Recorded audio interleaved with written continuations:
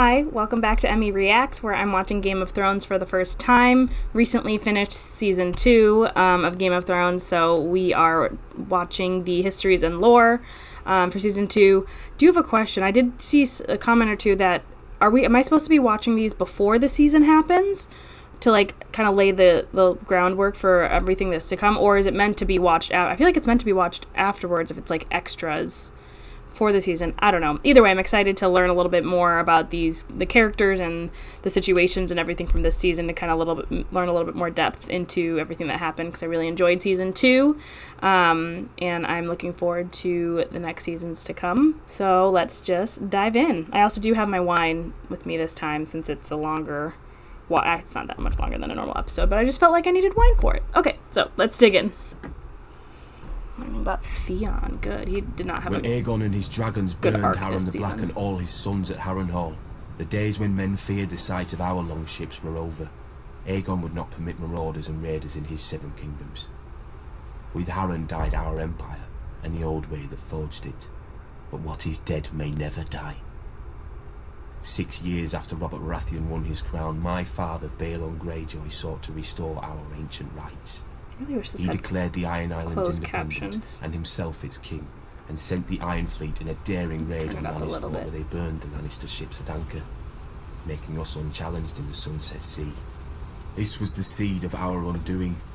My eldest brother Roderick led a frontal assault on Seaguard, a town built to protect the mainland from us. After ferocious fighting beneath the city walls, he was slain by Lord Jason Mallister and his men defeated. By this time, Stannis Baratheon had brought Robert's fleet around Westeros, and somehow managed to trap the Iron Fleet at Fair Isle, smashing it. Robert's victory was now all but assured, yet we made him bleed for each island. Stannis Baratheon captured Great Wick, the largest of the Iron Islands, and Ser Barristan Selmy himself subdued Old Wick. Robert and Lord Eddard Stark led the main assault against the island of Pike. I was wondering where Ned came They into razed play. the town of Lordsport to the ground before Robert turned his full fury on our family's stronghold. When they breached the walls, the first through was Thoros of Myr with his ridiculous flaming sword, followed by every minor lord of Westeros hungry for glory. My other brother Maron was killed when the siege engines brought down a tower on his head. I was now my father's only living son, and heir to the Iron Islands. When my father saw his cause was lost, he wisely conceded defeat to Robert, who otherwise would have pulled down our castle stone by stone with us in it. As my father said to me then, no man has ever died from bending his knee. He who kneels may rise again, blade in hand. He who will not kneel stays dead, stiff legs and all.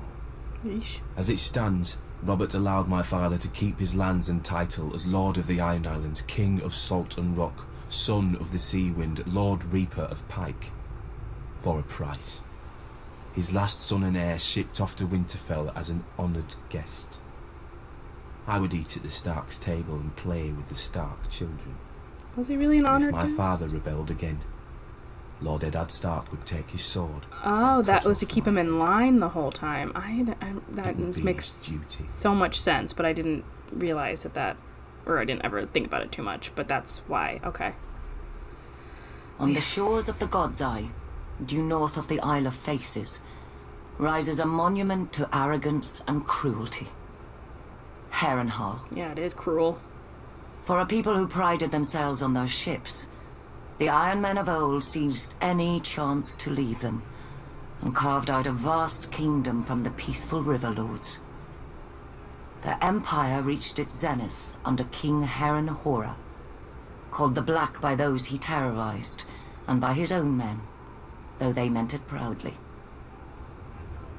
King Harren enslaved the Riverlands to raise the mightiest fortress Westeros had ever seen. A castle that could garrison 1 million men, with walls so vast that winters would come and go, and besieging armies grow old and grey before the castle fell. 5 towers he ordered. That's how it used to look? Reaching into the heavens like grasping fingers. Wow. A monstrosity, which he forced our people to build for their own subjugation. But the very day the slaves laid the last stone, Aegon Targaryen and his sisters arrived in the south, When they arrived with their small army, Harren laughed and shut the gates. Harrenhal would have its first test, and an easy one at that. So they think, but they have It dragons. failed. Yeah. Harrenhal could have withstood an assault from all the armies in Westeros combined. But Harren learned that the tallest and thickest walls meant little to dragons. For dragons fly. With Harren and his sons dead, Harrenhal quickly surrendered to Aegon. House Tully then raised the River Lords in rebellion against the Iron Islands. And with Aegon, we flushed the Iron Men to the sea. We should have torn down the castle stone by stone then. But Harrenhal seemed such a magnificent prize that Aegon gave it to one of his commanders, whose line then withered to extinction. As would every family to hold it thereafter. When many speak of Harrenhal, their voices drop to whispers about Mad Lady Lothson, who was said to send a giant bat to collect children for her crockpots, and to bathe in blood and serve feasts of human flesh. About the ghosts of Black Harren and his sons who still walk the castle at night, all aflame. Of the servants who went to bed in full health and were found in the morning, burnt to ash. Mere stories to frighten wayward children and excite young girls, you may say. You would not be entirely wrong. Harrenhal is a prize. A nigh impregnable castle with enough land and enough income to make a man, at a stroke, one of the greatest lords in Westeros. But you would not be entirely right either. Say by a king's grace, Harrenhal became yours. Now you must garrison it. You must repair it and maintain it. Even stretched to the ends of your means, you cannot fill and manage the whole castle. Baelish get it at the end of the season? So you retreat your household to 4 of the 5 towers, then 3, then 2, then only the bottom thirds of those. You close the hall of 100 hearths and take your meals in your rooms. Even then you can't shake the feeling of desolation, that Harrenhal and its vastness is devouring you. In later years, as you bury a grandson or a great-grandson, the last of your line, you will know it has. So, like, cursed? Is that what it's trying to say? It sounds like? Yeah, I'm wondering about the Greyjoys and... Where the North has its honour and the South Iron its Islands, chivalry, 'cause it seems like the people Iron don't like Islands them. has its strength.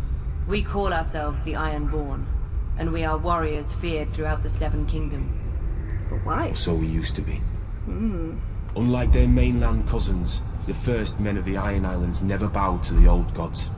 Theirs was the drowned god, who made the Ironborn to reave and sack and write their names in salt, steel, and song, that his enemy, the storm god, could not wash away.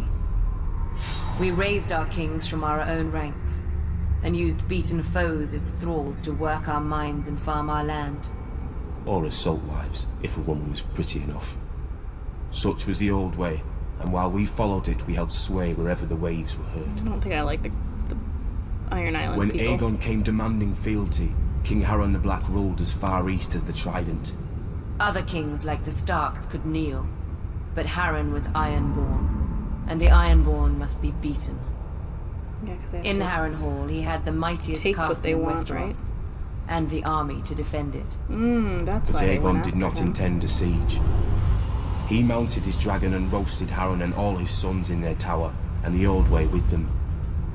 Because of Harren's defiance, Aegon pushed the Ironborn back to our islands and gave the Riverlands to the Tullys. But he did allow the Ironborn to choose who would lead them. House Greyjoy had always been one of the greatest houses of the Iron Islands. We trace our descent from the Age of Heroes and the legendary Grey King, who took a mermaid to wife and made war upon the Storm God for 1,000 years. A mermaid wife? That's Blessed pretty by cool. the drowned god, the Grey King fought and slew Naga, the great sea dragon, and took her fire for his own. Oh. This history made our ancestor Vicon Greyjoy the natural choice to lead the Ironborn after Aegon's conquest. For 300 years, House Greyjoy ruled the Ironborn. We styled ourselves Lord of the Iron Islands, King of Salt and Rock, Son of the Sea Wind, Lord Reaper of Pike. In truth, we were thralls. Our people still chanted, "What is dead may never die." But the old way had died. Until the Targaryens followed their dragons into the grave, and our Lord Father, Balon Greyjoy, rose against the new king, Robert Baratheon. And that's where that He fight seized our happened. ancient crown and sent our iron fleet against the Lannisters at Lannisport, burning all their ships before any could weigh anchor. Though Robert and Eddard Stark would later defeat him, they understood us no better than Aegon. The Greyjoy sigil is the Kraken. What it grasps once, it will never surrender. What is dead may never die, but rises again, harder and stronger. I'm gonna talk about.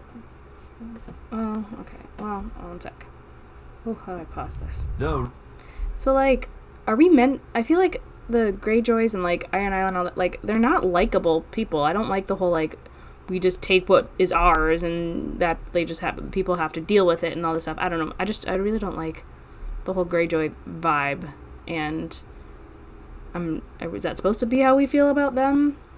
I don't know. I don't think it's cool that they're like have sea witchy stuff going on and like Kraken and all that stuff. But yeah, maybe it's just because Theon was so icky this season, but I just don't really like their vibe in general. But I don't know why it took me so long to figure out why they sent Theon to the Starks after they were defeated to keep them in line, which makes more sense. Although it doesn't really seem like Theon's dad cares too much about him now anymore. But anyway, just wanted to pause to give my thoughts on that so I wasn't talking over and missing things. Okay, back to it.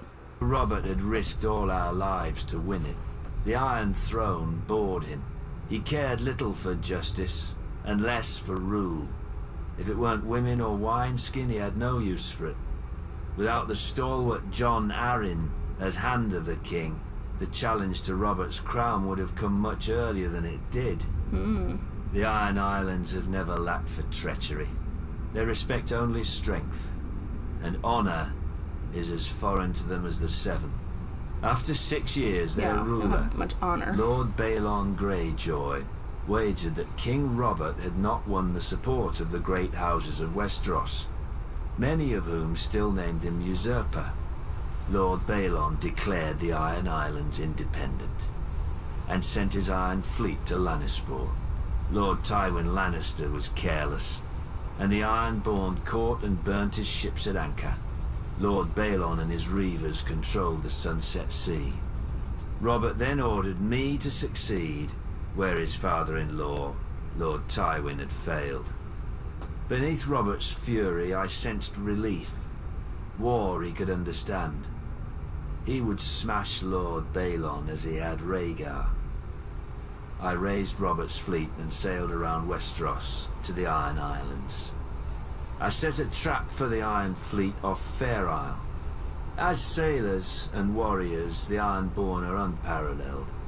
But they're not soldiers. They have no discipline. So Stannis no has done a lot strategy, more than they no really unity. let In a battle, on each in the man season. fights only for his own glory, and their longships are built for lightning strikes and shore raids. When the captains rushed in, I smashed their longships with our larger war galleys. The strength of the Ironborn is in their ships. With the Iron Fleet broken, I had assured Robert's victory. He could now transport troops and siege weapons So yeah, that to was all invade due to the Iron Stannis? Islands. Interesting. And contrary to Balon's hopes, Robert had plenty of both. I've never seen such allegiance as Robert could inspire in war. Enemies who tried to kill him one day would be drinking with him the next under their own But fallen yeah, Robert banners. had the charisma. In of a rebelling king. against the Iron Throne, Lord Balon did more than Robert ever could to cement his rule. When Robert came to the Iron Islands, he brought with him the full power of Westeros. Sir Barristan Selmy of the King's Guard led the assault on Old Wick, while I subdued Great Wick, the largest of the Iron Islands. But Robert saved the seat of House Greyjoy, Pike, for himself and Lord Eddard. Robert would later boast of the battle's bloodiness and how he could have torn down the island into the waves if Lord Balon hadn't bent the knee. But if I'd have led the assault, Balon's neck would have bent under his sword. Because I do not forget. I do not pardon. His time will come. All their times will come. Oh, so he's a little bit more vicious than I really realized. It kind of makes sense now, knowing that. And how he went into the battle and Seven are everything. gods of weakness and defeat. Pretty chains that the first men kindly put on after the Andals crushed them. Except in the Iron Islands.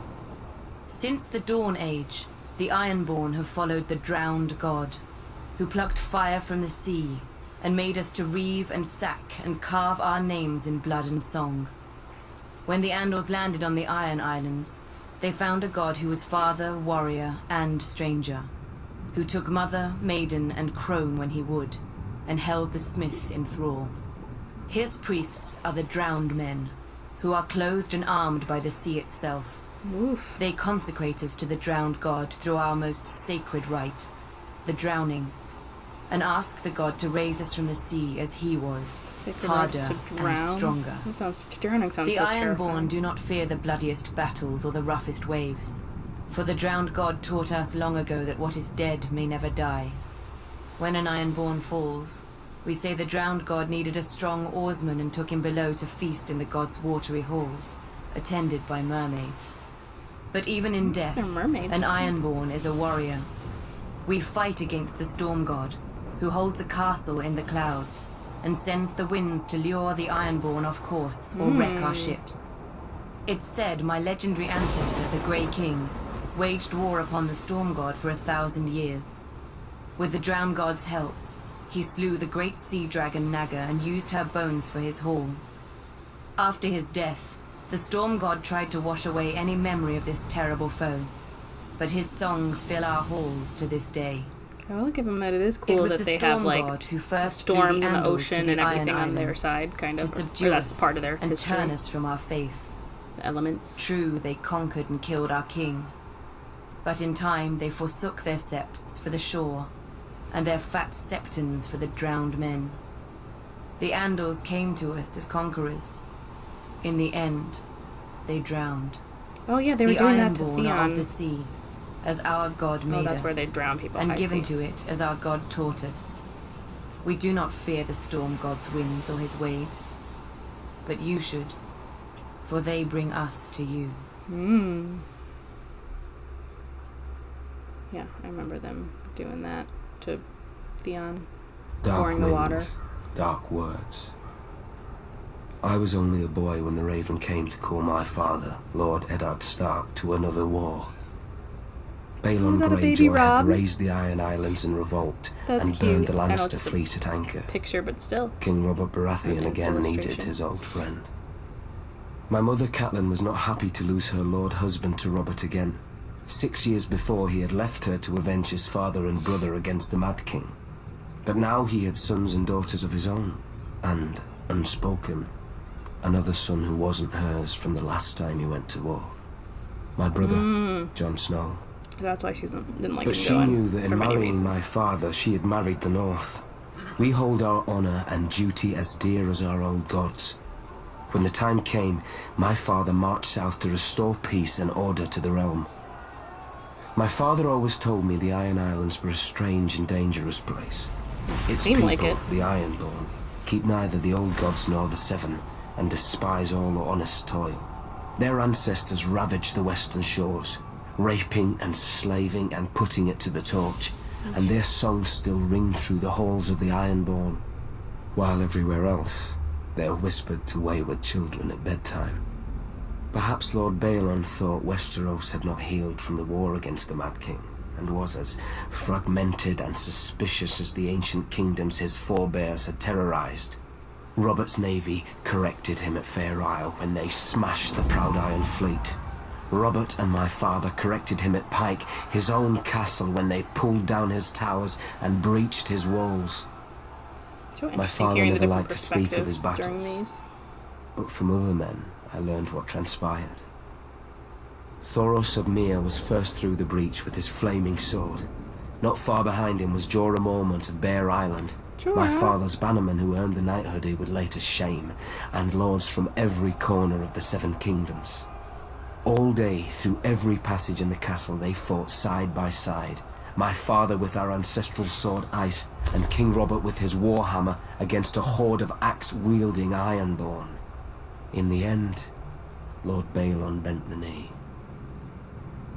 King Robert generously allowed Lord Balon to retain his title and castle. The price of peace was custom. The only son of Balon's to survive his foolish rebellion would be taken as a hostage against future treasons. My father even volunteered to foster the boy himself. Isn't that such a good guy? To make Theon Greyjoy a different man than his father. Yeah, well, who look would what bring honor happened. and duty to the Iron Islands when he returned as heir. Oh, Ned So would my do mother's that. silent fear came true, and my father returned with another child. Ha, that's true, but it wasn't his. Theon ate with us, played with us, and fought with us. Once the great bond between my father and Robert Baratheon united the realm against a mad king and brought him to justice for his crimes. Now, another monster sits on the Iron Throne, and another debt of blood is owed my family. Theon is my murdered father's ward. I am my murdered father's son. Like my father and Robert, bound in blood, if not by blood, we are brothers. Well, that makes it even more hard to... One second, before we move on to Qarth, because I'm excited to hear about Qarth.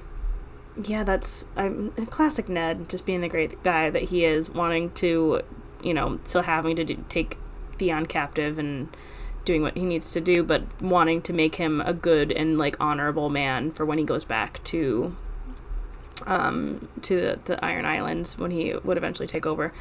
But it didn't work out so well for Theon. I mean, he still is technically a good guy. That's why he's, so conflicted with what he's doing, because he also wants to, make his real dad proud of him. But I don't get why his dad is so pissed off at him and for leaving when it would, like it was his choice. I think that's also why I really just don't like the Greyjoys and their whole vibe. But anyway, let's learn about Qarth.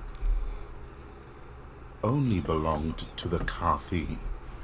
We were never part of Valeria's empire, nor have we ever fallen to a Dothraki horde. Our walls and the red waste outside them guard us from such annoyance. Many call the approach to our city the Garden of Bones. It needs little tending to grow. Our city, however, would be quite a prize for any empire. Qarth straddles two worlds, a greedy and curious west, and a rich and mysterious east. The marvels of Yeti and Ashai pass through our markets, and share berths with the riches of the free cities and Westeros. Our ports have fulfilled many a trader's dreams, almost as many as they have broken. We call Qarth the greatest city that ever was or will be, an easy claim to make if one knows only the docks and customs houses of other cities. An easy lie to swallow if a people see only the gold and jewels of their rulers, which we, the 13 who govern the city, are careful to ensure. The proud Qartheen shook off the yoke of unjust kings long ago, so they are told at festivals by the pureborn, the king's direct descendants who have controlled the 13 ever since. Only now, instead of scepters, they use ships. A merchant only remains on the 13 until the others are no longer afraid to deny him, or too afraid to deny his replacement. Except for the Warlocks. They alone hold a hereditary seat, a relic from when they had powers, the or magic at least man from when the world was with younger the purple lips. and more easily duped. Over the years, we have developed an understanding with them. They shall always be welcome on our councils and at affairs of state, provided they never come. Rare is the civic problem that can be solved by cryptic nonsense and shade of the evening. Thankfully, they need little encouragement to confine themselves to their House of the Undying. Yet perhaps we Qartheen are too confined ourselves. We feel safe behind our walls and our laws, which no visitor can hope to follow, and by which any citizen who vouches for a guest always pays with his life. Yeah, it's But like a ship in way the to keep summer it seas, a city quiet. grows becalmed without fresh wind. The greatest city that ever was or will be? An epitaph. I would prefer the greatest city that is. I don't have any wind, is that what it said? Yeah, learn about The East is plagued with mystics who claim many dread powers but prove only one. Separating the foolish from their purses. Not so with the renowned Warlocks of Qarth. They demand a much dearer coin in return for their parlor tricks. Respect. Once, the Warlocks truly were mighty, or so they would have us believe. I do not doubt they have many secrets. They are an old order, and one does not obtain a seat on the 13, the governing council of Qarth, without making 12 of our most powerful citizens afraid to forbid it. Thankfully for Qarth, the Warlocks exert little influence in our politics. They rarely leave the confines of the House of the Undying, a pompous name, but, I admit, a strange and dark tower. It is said that none who enter ever leave. Of course, since there are no visible doors, I have to believe none ever enter either. Unless you're magic. We can only imagine what the Warlocks do inside.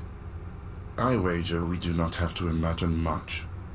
They read dusty scrolls detailing their lost glory. They sip shade of the evening, a foul concoction brewed from the nearby trees, until their lips turn blue, the better to frighten children and the ignorant. Stewing in their fantasies like an old soldier who drinks alone so no one may challenge their prowess. Whatever the Warlocks may wish, their magic, like all magic, is dead in the world, if it ever existed. Though, one does hear strange whispers of late. Glass candles that have been cold for 100 years, now burning. Ghost grass, found far from the lands of the shadow. A Khalasar led by a woman with 3 heads. Trader's nonsense, most likely. But should the Warlocks' vaunted magic ever return, that would be a dangerous day for Qarth. I shall need to keep my eyes on them. Indeed. Yeah, they're an interesting bunch. The Free Cities. At its height, the Valyrian freehold ruled over half the known world. Not bad for former shepherds, but the doom fell on them and sank their capital into the sea. Now Volantis is the ember of old Valyria, ensuring its flame does not go out from this world, as any Volantine will tell you. Pentoshi say the same about Pentos, Lycines about Lys, and so on. But after enough time in the 9 free cities, it's hard to see them as anything but ashes of glory. Volantis is the oldest, the first colony of Valyria. After the Doom, the Volantines tried to rebuild the empire under their rule. They failed, not least because the last Valyrian with dragons, Aegon Targaryen, entered the war against them. Now they are content to dominate only their lower classes, or so they say. Braavos is the strangest, a city erected not by the freehold, but against places, but a labyrinth of illusion and deceit to hide the refugees from Valyria's slave lords. After the Doom, the city emerged from the shadows to become one of the greatest banking centers in the world. A man can get anything in Braavos, for a price. Oh, is that... especially death. Your own if you offend one of the swaggering swordsmen that pollute the city. Or, if you're very rich, or very desperate, anyone else's. Lys is the easiest of the free cities, full of pleasure houses catering to every taste, no matter how peculiar. Many men lose themselves in Lys and are never found, at least alive. When a man runs out of coin, the Lycines may grant him their other speciality on the house. Poison. Oh, I said it at the same time as him. Pentos is the most ruthless. I just kind of think the Magisters make a great show of choosing the Prince of Pentos from the great families and granting him the powers of trade, justice, and war, as long as he checks with them first. On the new year, to bring good fortune to Pentos, this prince must deflower the Maid of the Field and the Maid of the Seas. Okay. I confess I don't know how each is chosen, or what becomes of them after serving their purpose. But if a crop should fail or a war be lost, the Magisters will slit the prince's throat and choose another. Oh, jeez. The other free cities are known for what they make. Mia has its lenses and finery. Norvos, its axes. Quohor, its smiths who can reforge Valyrian steel. Tyrosh, its colors. I'm sure Lorath adds something to the world, but I can't think of it. Frankly, the 9 of them are more alike than they would care to admit. They hire the same soldiers to fight the same wars for the same rulers, the rich, be they called Magisters, Archons, or what have you. When a Dothraki Khalasar approaches, they gift the same tribute to avoid the same sacking. For thousands of years, the disgraced of Westeros have drained east to pool in the free cities, where a man of honor counts for less than nothing, unless it raises his price. Better men than I have learned that what a man sells for gold, he can never buy back. He must earn it, by fire and blood. Robert's Rebellion.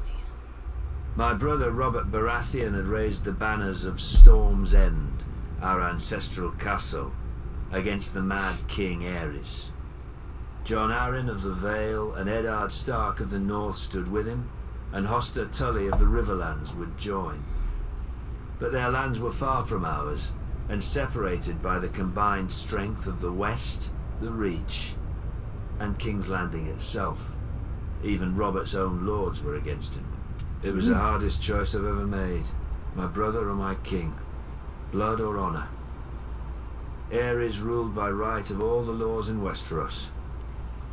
Everyone knew the price of defiance, but there are deeper, older laws. The younger brother bows before the elder. I followed Robert. Yeah. Early in the war, Mace Tyrell's indecisive victory at Ashford cut Robert off from Storm's End. Instead of pursuing Robert and risking his record, Mace Tyrell turned east and laid siege to our home. His vast army and navy encircled us and prevented any resupply by land or sea. If a wagon tried to reach us, it was burnt. If a ship tried to land, it was sunk. Yeah. We were locked in Storm's End to starve. But Robert commanded me to hold the castle no matter the cost. And he did it. He could ill afford to lose his ancient seat, which friendly. had never fallen. While Robert smashed Rhaegar on the Trident, my men ate the dogs, because their horses had already been devoured. Yeah.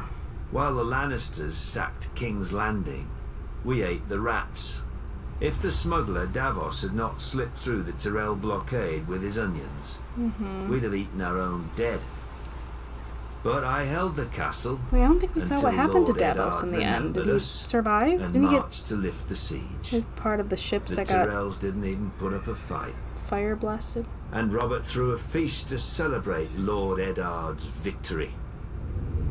I was sent to the royal island stronghold of Dragonstone to deal with Viserys and Daenerys, the last surviving Targaryen children. Before I arrived, however, they escaped across the narrow sea. He was the one who was supposed to Robert was furious. kill her? He stripped me of Storm's End Oh, that's why and he gave was it mad to at that him. prancing fool How was that his Renly, fault? my younger brother. I could keep Dragonstone. Now Robert is dead, It's making me feel a and little a bit bastard pretender bad for soils my Stannis. throne while the realm fills with schemers and traitors. But the rightful king is coming for them all, and I will not stop until I have scoured this land clean of abomination. The Baratheons say, ours is the fury. I will show them. Fury burns. Oof. That helps explain kind of his whole arc for this last season, or gives more context Family. to it. Duty. Honor. Every Tully child learns our words. But I was a woman before I understood them. Years before, my father had taken to foster the son of a wartime friend, a minor lord on the Fingers. The boy had arrived at our castle as Peter Baelish. Due to his home and size, my brother soon named him Littlefinger. Oh. When I came got of the name. age, Brandon Stark of Winterfell sought and won my hand. To my father, Brandon was heir to the north and a suitable match for a daughter of House Tully. To me, Brandon was wild and terrifying, never far from laughter or trouble. I loved him with all the fire of a first passion, much I came to realize, as Peter loved me. When Peter heard of my engagement, he challenged Brandon to a duel. Peter survived only because I begged Brandon not to kill him. I still thought of Peter as family. Now, I wish I had let him die. Oof. Only days before my wedding, when I thought to be happy forever, Prince Rhaegar Targaryen abducted Brandon's sister, Lyanna. Hot-blooded as always, Brandon immediately rode for King's Landing to demand justice, which the Mad King Aerys Targaryen gave him, in his own twisted fashion. The day the Raven arrived with the news of my Brandon's death, I locked myself in a room and refused to eat for days, until my father reminded me of my duty. So she didn't have any kids I with was to him marry then? Eddard, Brandon's younger brother. A man whom I had never met, though of whom none spoke ill. Yeah, he's a good guy. Or spoke anything She got at all. a good Our trade-off union would there. cement an alliance of the North, Vale, Stormlands, and Riverlands in rebellion against the Mad King. I was a Tully. I did my duty. We were married quickly, and were spared only one night before he had to return to the field. I spent the war by the windows, waiting for a raven to hear if my son would grow up fatherless or at all. Those fast We knew the moves to get price her of pregnant. defeat. I scoured the kitchens and washing rooms for any and all gossip. Robert had won and crushed the Mad King. Robert had lost, but Jaime Lannister was now king. Robert had almost won, but the Mad King had become a dragon and burned King's Landing to ash.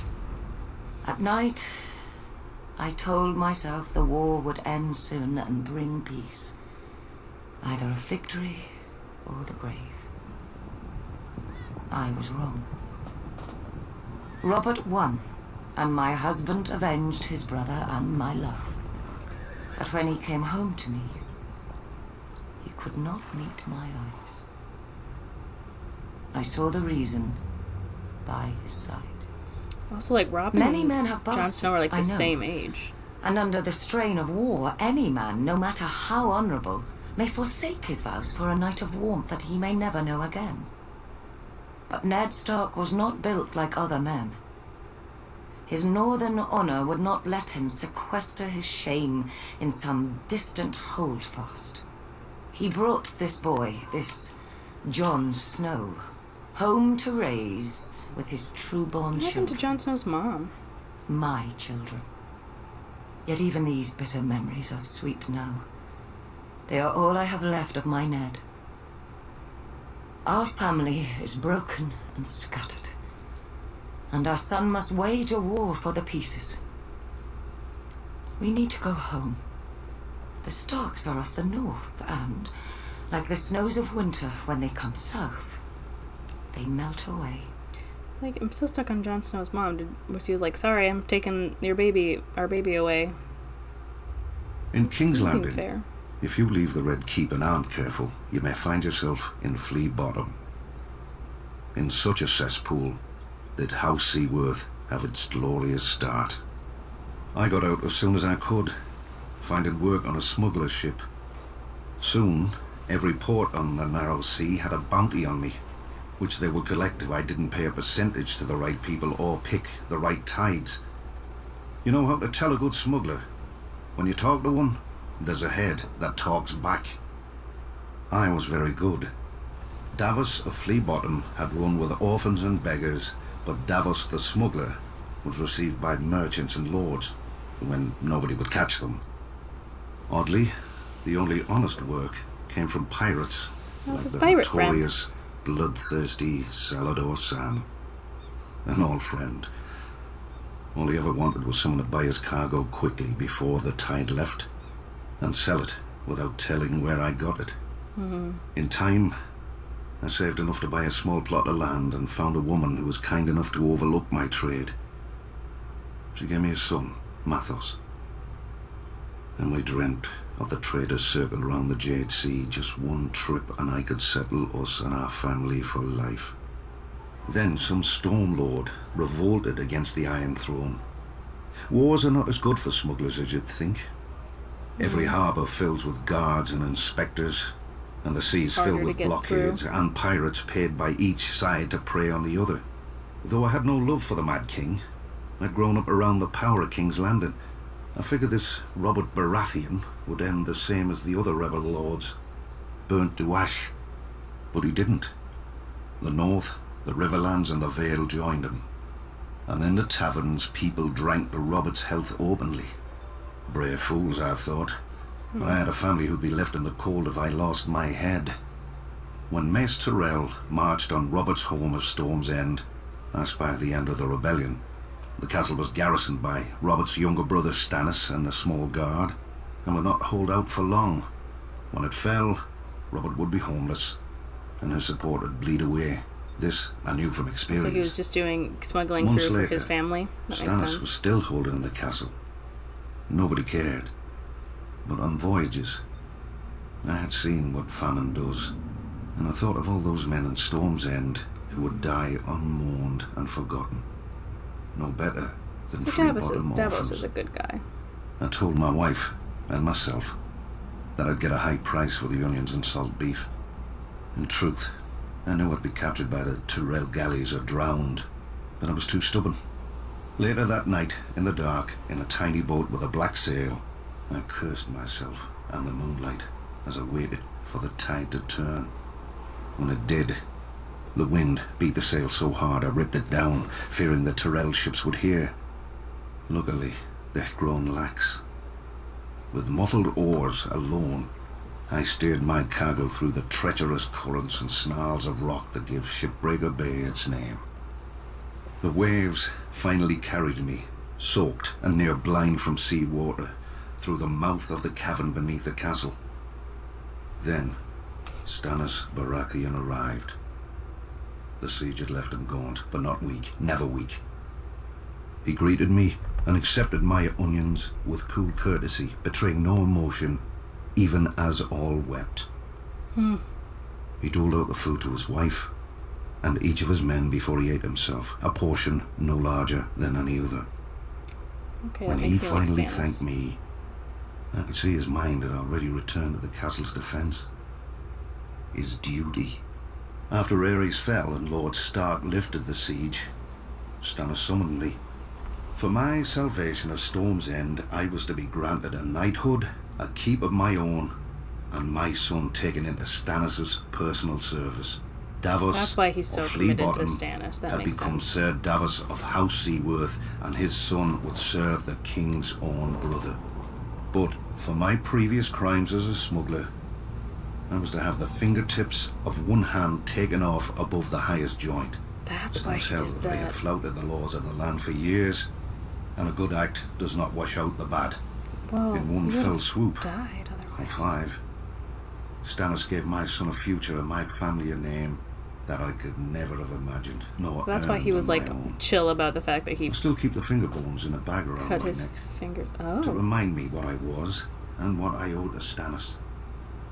I like But I during my like many years Davos' as a story. smuggler, I visited many ports, taverns and back alleys. Yeah, he has a I lot saw of many info, things in I'm this sure. world, but never justice.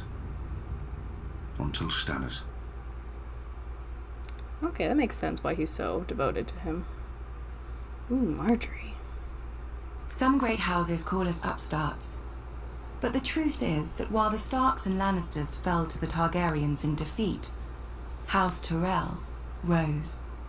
For thousands of years, our family served as loyal stewards to the kings of the Reach, until the last of their line unwisely burned to death, resisting the Targaryen invaders. To save the Reach from a similar fate, we yielded the castle of Highgarden to Aegon and his sisters. In gratitude, the Targaryens gave House Tyrell dominion over the Reach, and we became lords of the castle in which, for generations, we had served. Under the Targaryen dynasty, Westeros prospered. Gone were the petty wars of 7 kingdoms and the endless thirst for minor glories that drove them. The Westerlands enriched the realm. The North guarded it. and the Reach and Riverlands fed it. This harmony is what Robert Baratheon shattered with his rebellion against Aerys Targaryen. Interesting. When the call to arms came, though, we did not want to answer. The Reach is a gentle land, and honestly, the Mad King was not much loved. But we owed peace and status to his family.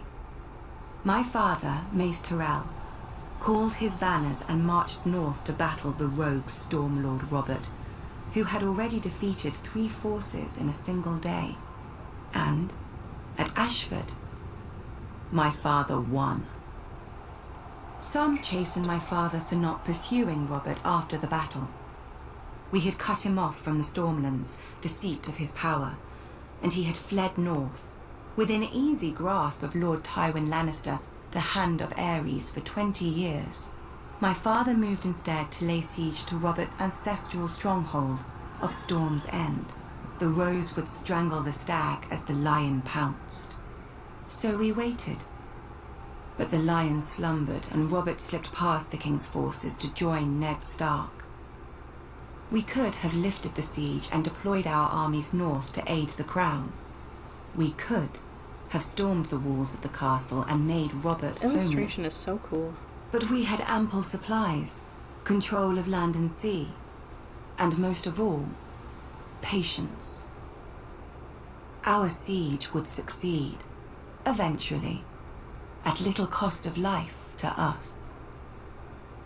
If Robert prolonged the war with minor victories, our capture of Storm's End would hasten his downfall. And if Robert won the war, well, it would not do for him to find us in his halls with the bodies of his brother Stannis and his sworn men. When the lion finally showed his colours and purged King's Landing, we knew our cause was lost. My father chose the peaceful route and bent the knee to Robert, who heartily pardoned us.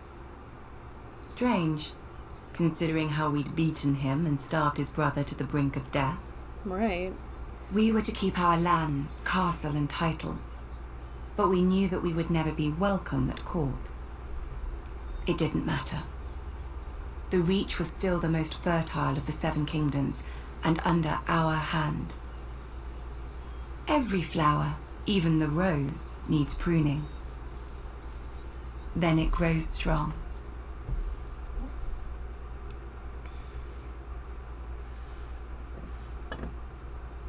Question about that one though, and I want to hear more about them. I feel like they're definitely a people of like opportunity or like seeking their own, I don't know, fortune, because she attached herself to Renly right away because she wanted to be queen there, and then because she thought that he was going to be the one to win, but then clearly he died by the smoke monster stabby, and then immediately shifted their gears to then the Lannisters, who they thought would, like, they were just like they kind of attached themselves to the higher power, which is just kind of interesting. Good for self-preservation, I guess.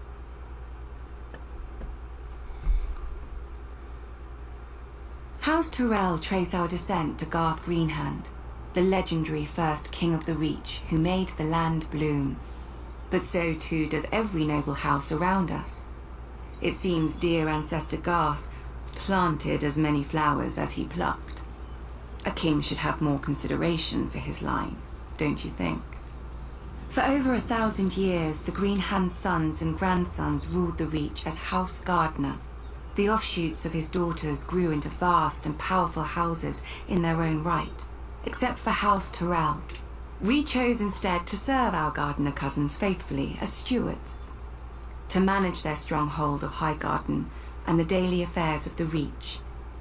Our words are growing strong, and under our stewardship the Reach did just that, as did we, until a blundering king almost cost us everything. Aegon Targaryen had landed in Westeros.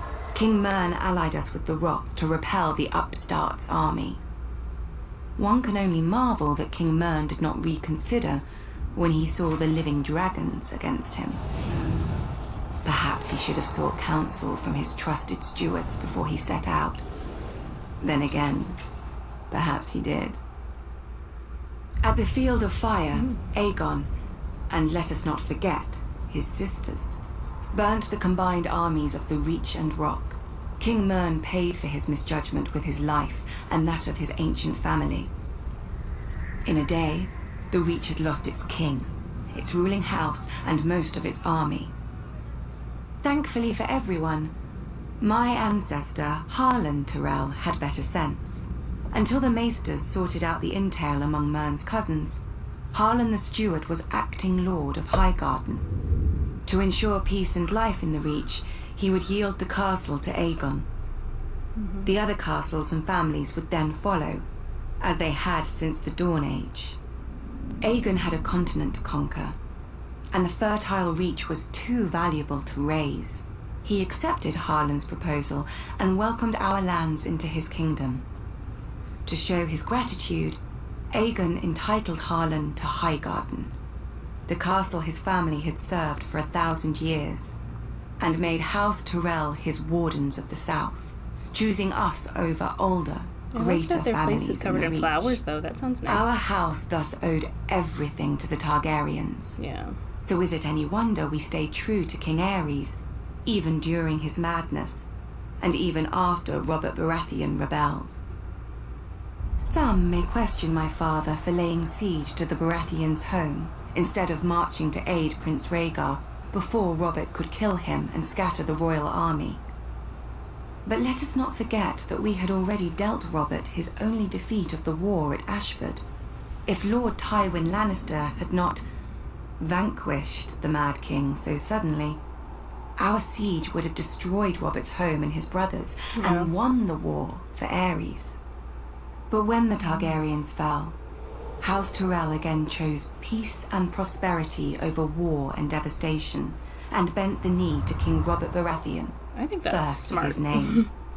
Honestly. We returned to Highgarden to manage the affairs of the Reach, as we had for thousands of years, and will for 1,000 more. Other great houses take lions and wolves for their sigils, and draw their power from the gold in their mountains or the cold of their winters. But mountains run dry, winter yields to spring, and the rose blooms once more. Yeah.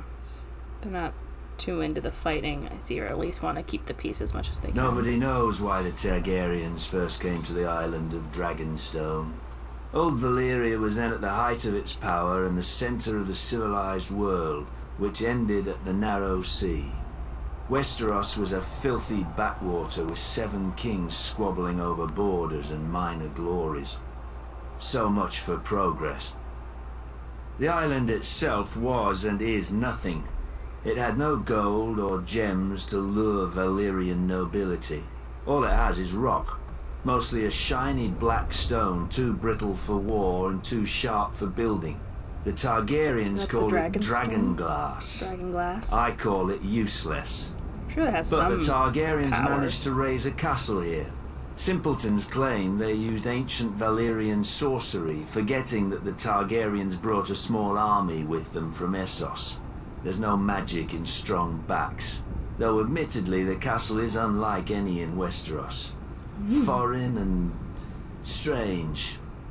If the Targaryens ever regretted their barren outpost and longed for the comforts of home, the doom made their folly permanent. Valyria collapsed into the waves and was no more. To look east was to see the ruin of their homeland, the greatest civilization before or since. But to look west, as Aegon realized, was to see a fertile land ripe for conquest, perhaps even a new Valyria. Though good for little else, Dragonstone was the perfect staging point for Aegon's invasion of Westeros. The Blackwater Bay granted easy access to the continent. The lands there were disputed by 3 kingdoms, the Reach, the Iron Islands and the Stormlands. But their capitals were far enough away that none could mount a force before Aegon got a foothold, even if their kings had been able to stop bickering over whose problem he was. Then it was too late. Aegon had chosen his first camp well. With the bay to the east, the river to the south, and open fields to the north and west, his army would be impossible to take by surprise. A perfect site for an invasion, and one day, his capital city, King's Landing. The Doom had taught the Targaryens the prudence of refuge. After the conquest, Dragonstone became the seat of the crown prince and heir to the Iron Throne. It would serve them well, and me ill, 300 years later, after my brother Robert Baratheon rebelled against the Iron Throne and the Lannisters slaughtered the Mad King Aerys and his royal family. Robert dispatched me to deal with the last surviving Targaryen children. But before I arrived, a loyal knight smuggled them across the narrow sea to safety. Hatred for the Targaryens blinded Robert. Unjustly, I was That's why you wanted to blamed kill and stripped Daenerys of so our bad. That family's makes... castle of I mean, I kind of Storm's understood End, it, but... and given Dragonstone in its stead. Over the years, whenever I demanded my rights restored, Robert would remind me of the island's royal pedigree and pretend he was doing me honour, as if I were one of his tavern girls to be so easily deceived and dismissed. But Robert is dead, and I, Stannis Baratheon, am the rightful king of Westeros. Yeah, he does like to say Let that, the usurpers and traitors sit on the Iron Throne. From Dragonstone, I will be the dagger at their throat. Yeesh. House Clegane. Oh, yeah, is this... Honor, this guy. glory, lies to make idiot boys want knighthood, and idiot girls spread their legs for it. Let me tell you what makes a knight. It's the Hound, right? Killing. Either enough men, or the right man. House Clegane should know. We're very good at both. And the mountain. Most families claim some great ancestor so far back that nobody can prove them liars. Not us. My grandfather kept the kennel for Lord Titus Lannister of Casterly Rock, the father of Lord Tywin. Lord Titus was a weak man who didn't know it. One day while hunting he stumbled on a lioness. Instead of embracing the man who wore her on his banners, she tried to tear out his throat. Lucky my grandfather came up with the dogs and drove the big cat away. As a reward, the Cleganes got lands and a keep and a son to squire for the Lannisters. We took the 3 hounds who died for them as our new sigil. When Tywin Lannister became Lord of Casterly Rock, he wanted more from his former kennel master than fealty. He bet that training hounds to kill isn't far from training boys to kill. In just 2 generations, my brother Gregor and I proved him right. I gutted my first man at 12. Yeesh. Years after, servants started disappearing in our keep, and even a sister I don't remember. But nobody could prove anything against Gregor, or dared if they caught him at it. That's the mountain, right? For my father wanted a knight in our family, and thought he'd found one in Gregor, who at 13 towered over enough men that they called him the Mountain. Sure, Gregor looks quite the champion from a distance, but a mountain can't cleave a man in half with one blow, and won't break a wench's face if she talks. Oof. Through Lord Tywin's influence, Prince Rhaegar Targaryen kindly anointed my brother personally. A great honor for our family, everyone said. 1 year later, Sir Gregor chivalrously sacked the prince's city, brained the prince's baby, and raped and murdered the prince's wife, winning our family yet more honor from the new king and queen. Is that honor? Soon after, my father died. They say in a hunting accident. The same day that Gregor became lord of the Clegane lands, gold and anything under his roof, I left our home to take service at Casterly Rock. Lord Tywin is not like his father. Neither is King Joffrey, or the likes of me would never be on the King's Guard, with all those true knights. Between them, a man who serves the Lannisters will never lack for killing. I'll guard this king, such as he is.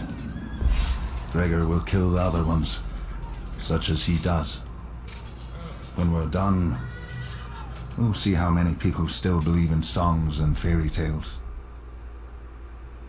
Oof. Alchemist Guide. Dragons conquered the Seven Kingdoms, but to rule them, the Targaryens needed a less temperamental tool.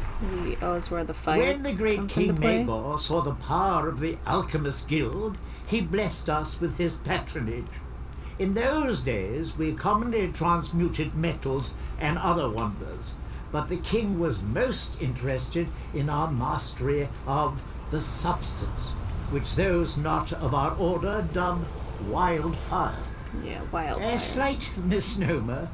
To the uninitiated, the substance indeed seems uncontrollable. Yeah. Water will not extinguish it, nor plate of steel repel it. I didn't realize it couldn't be extinguished by water. Our order alone knows its secrets.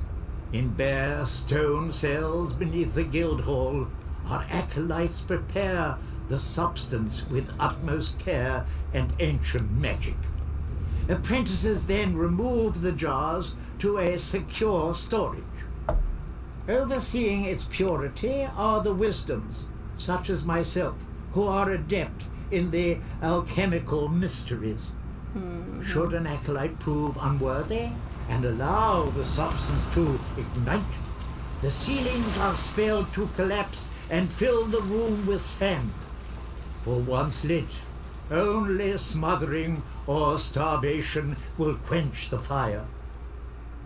Many years did the Alchemists Guild serve the Targaryens faithfully, until we were beset on all sides by the envious, the Order of Maesters, who dismissed all they don't like learning the but their Maesters? own, and the charlatans who hucked green paint and worse in our names. After the unfortunate Prince Aerion Targaryen, drunk with wine, boasted that a draught of the substance would transmute him into a dragon, we lost our royal favour. Then came the wise King Aerys, second of his name. I was merely an acolyte when he restored our guild to its former glory. As had his great forefathers, he appreciated our secret arts, even naming Wisdom Rossart as Hand of the King. Together they punished his enemies as befits a true With the Targaryen. fire? Oof. During the War of the Usurper, terrifying. I heard whispers that King Aerys had engaged our greatest wisdoms for an ultimate weapon against his foe. But sadly, King's Landing must have fallen before it could be used, and many of our wisdoms disappeared in the sack of the city, victims of ignorance and envy, as ever, I'd wager. Yet our order perseveres, like the substance which grows ever more potent as it ages. We perfect more our potent? ancient arts in darkness, forgotten by the world.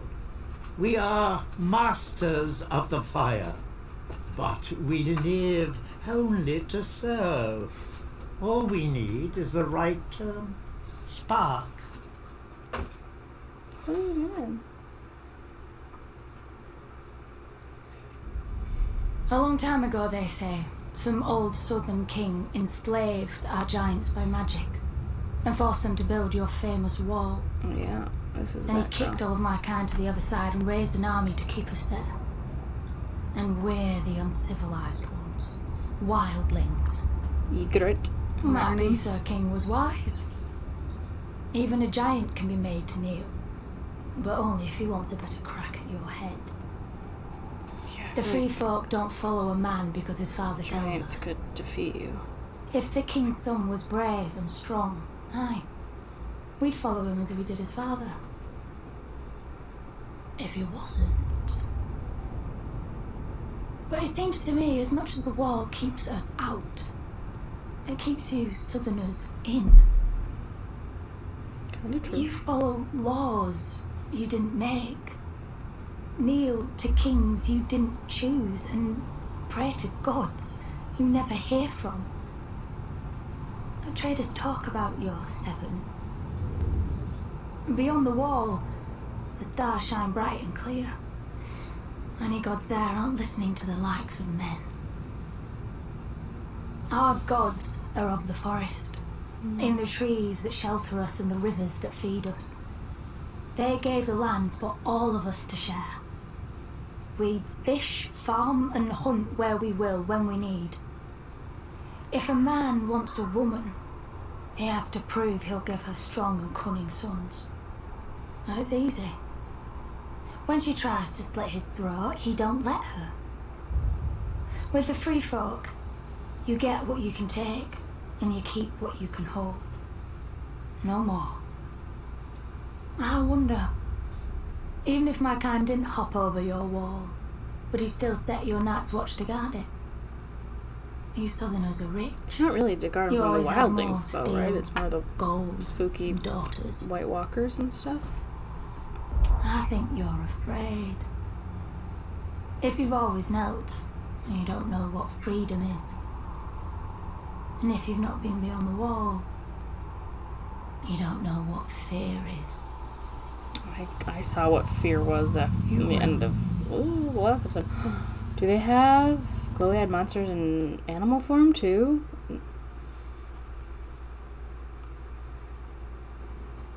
Swords in the darkness. Aye. The Black Brothers of the Night's Watch are that, at least. As too many of the free folk know. You southerners are strange. A man murders, and you train him to kill better.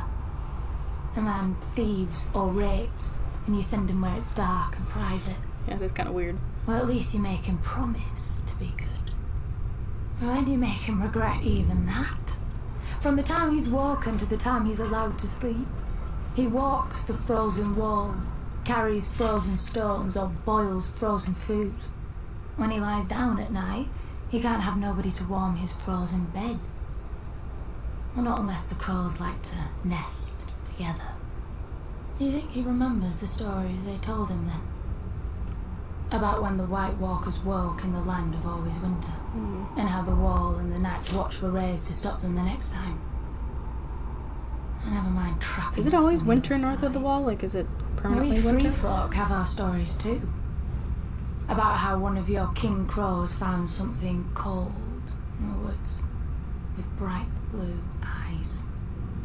How he brought her home through your wall and declared himself Night's King.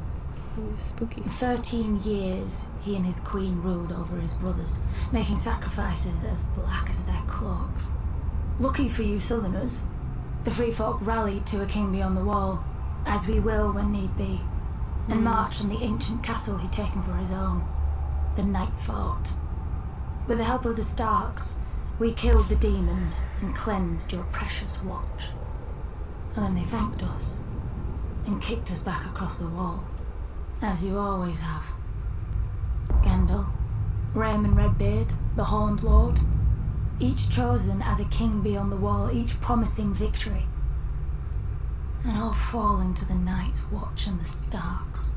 But this time is different. Our new king knows your tricks.